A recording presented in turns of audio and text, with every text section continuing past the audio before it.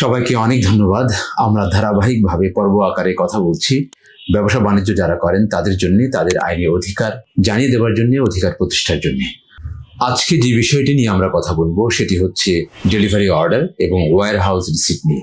এই delivery order এবং wire house receipt নিয়ে যদি কোনো বাণিজ্যিক বিরোধ উৎপত্তি হয় তাহলে সেটি বাণিজ্যিক আদালতে আসতে হবে নিরসনের জন্য। কি ধরনের বিরোধ সৃষ্টি হতে পারে আমরা একটি উদাহরণের মাধ্যমে আমরা জানিয়ে দেওয়ার চেষ্টা করছি।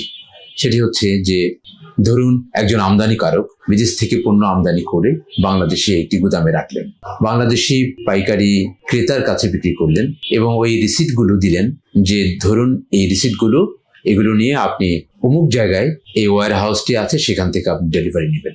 ডেলিভারি নিতে গেলেন পাইকারি ক্রেতা, তিনি গিয়ে অনেকগুলো সমস্যা আর মধ্যে পড়তে পারেন।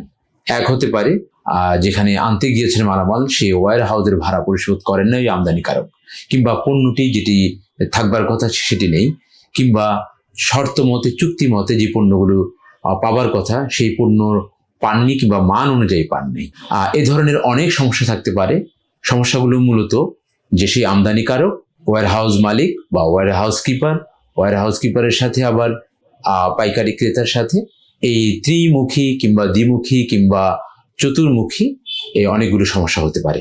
এই ধরনের বাণিজ্যিক বিরোধ সৃষ্টি হলে সেটি এখন থেকে বাণিজ্যিক আদালতে নিষ্পত্তির জন্য আসতে হবে। যিনি ভুক্তভোগী হবেন তিনি বাণিজ্যিক আদালতে আসবেন।